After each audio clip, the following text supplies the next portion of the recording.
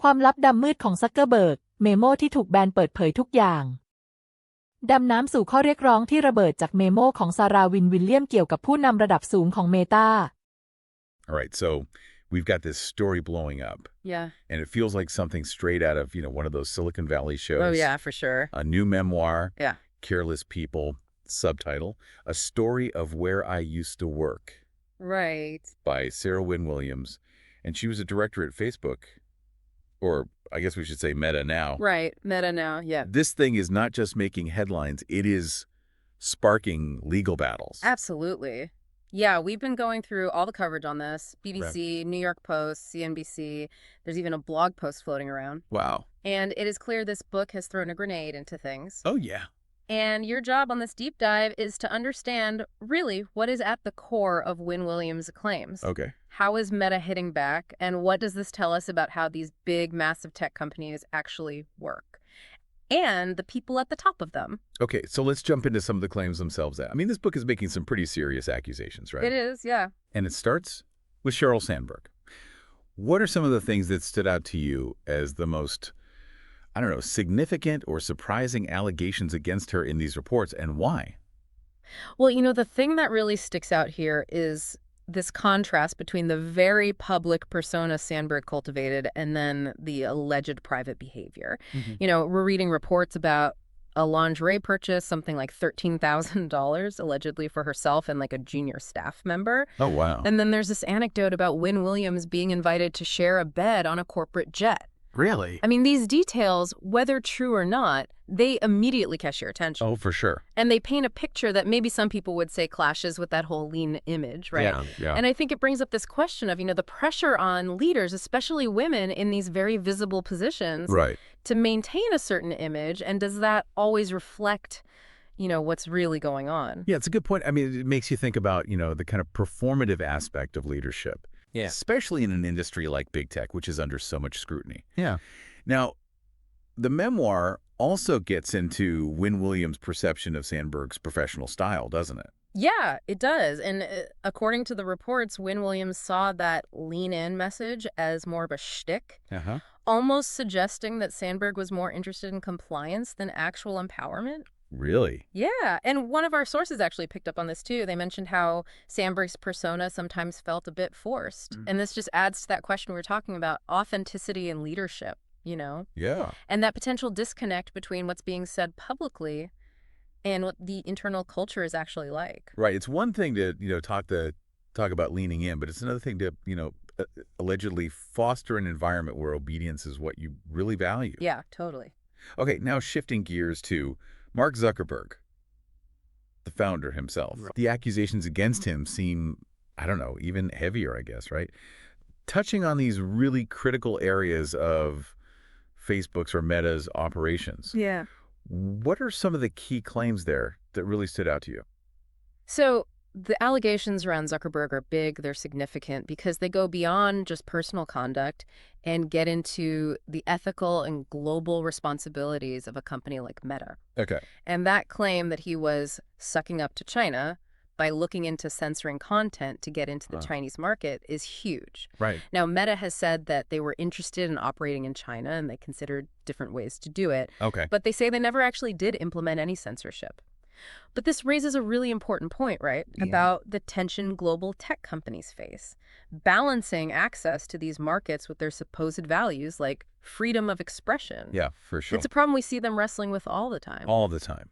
Absolutely. And it really is, I mean, it's a tightrope walk, right? Yeah. Trying to navigate all these different political landscapes and cultures, and at the same time trying to, I guess, uphold or at least appear to uphold, certain principles. Yeah, it's a tough one. What other serious allegations are being made against Zuckerberg in this memoir? Well, there's the accusation that he lied to Congress, but, the reports we've got don't go into detail. Right. So that one's kind of hanging out there. Yeah. But there's a more serious one that the book accuses Zuckerberg of not doing enough to deal with hate speech on the platform. And this hate speech, allegedly, contributed to the genocide against the Rohingya in Myanmar. Wow. That is a very serious charge. Oh, yeah.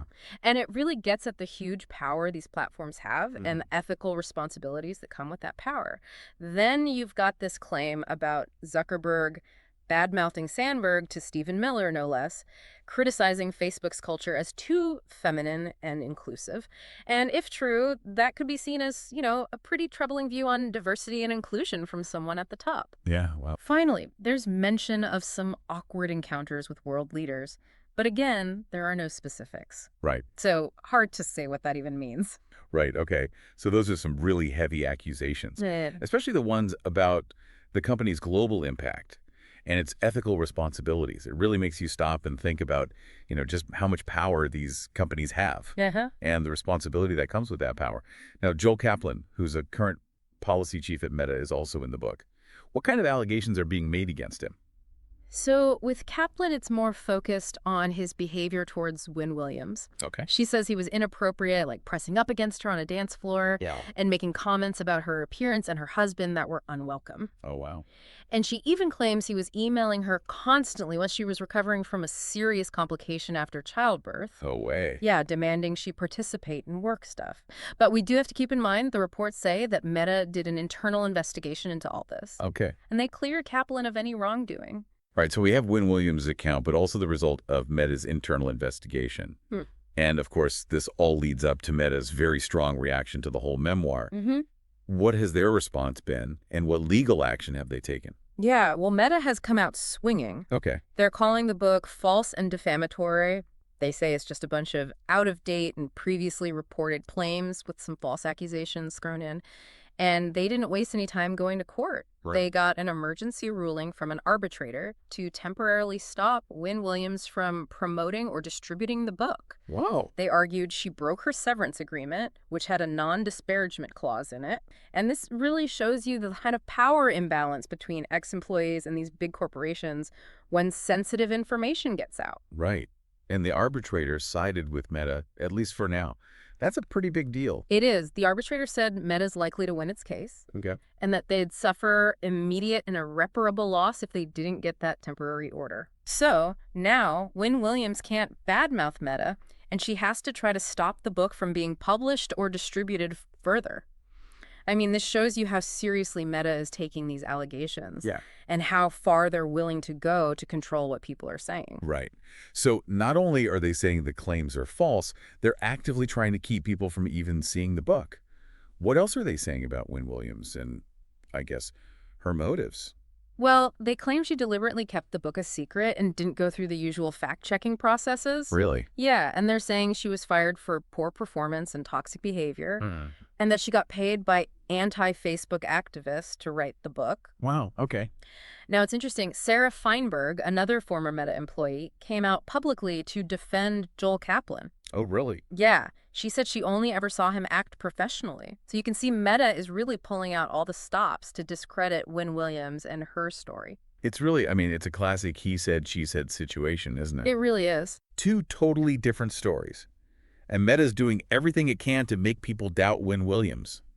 Now, what about the publisher, Macmillan? Right. They're kind of caught in the middle of all this. What's their take on the situation? Macmillan is standing by their author and the book. Okay. They said publicly that they're appalled by Meta's actions, and they're committed to upholding freedom of speech and Wynne Williams' right to tell her story. They've been very clear that the arbitrator's order only applies to Wynne Williams, not to them. Yeah. And they're going to keep supporting and promoting the book. They say it went through thorough editing and vetting. And they also pointed out that Wynne Williams had a whole schedule of media appearances lined up, which have obviously been disrupted by this legal action. So you've got this clash between a powerful corporation trying to control information and a publisher defending the right to free expression. This whole thing, the allegations, Meta's fierce response, the publishers standing their ground, it really shines a light on some very fundamental issues, doesn't it? Oh, absolutely. It's more than just a behind-the-scenes drama. This memoir is being framed as a morality tale for our times, making us think about how a company like Facebook has changed and whether what it promised in the beginning matches up with the impact it's having now. And it forces us to look at those possible gaps between the carefully crafted public images of these tech leaders and their alleged private actions. What does it mean when someone who was there, who saw it all firsthand, decides to come out and criticize a company so publicly? And the legal battle itself, it highlights that really tricky balance between non-disparagement agreements, which are so common when people leave companies, and the public's right to hear these inside stories. Yeah. Especially when we're talking about companies that have such a huge impact on society. Yeah. Makes you wonder how far those NDAs should go when it comes to stuff that could be a matter of public interest. Exactly. And when you look at the specific allegations, like the stuff about China and the Rohingya genocide, those aren't just internal company matters. Right. We're talking about global issues. They raise really important questions about the ethical responsibilities of these social media platforms all over the world. It's not just about a few people. It's about the power and influence these companies have on everyone. This deep dive into the Careless People memoir and all the controversy around it has been, I don't know, a really insightful look at the complex dynamics inside a major tech company. It has. The conflicting accounts, the legal fight, it all shows just how hard it is to get at the truth and to hold these powerful players accountable in this digital age. It's incredibly challenging. So as you're listening to all this and thinking about it, what do these allegations and Meta's really aggressive reaction to them tell you about the culture inside these big tech companies? Yeah. What are their priorities? What does it mean when someone who worked there decides to share such a critical perspective? And how do these powerful companies try to protect their image when they're faced with information that could be damaging? It's definitely a lot to unpack, and there's plenty to think about long after we finish this deep dive. Absolutely. Food for thought, for sure.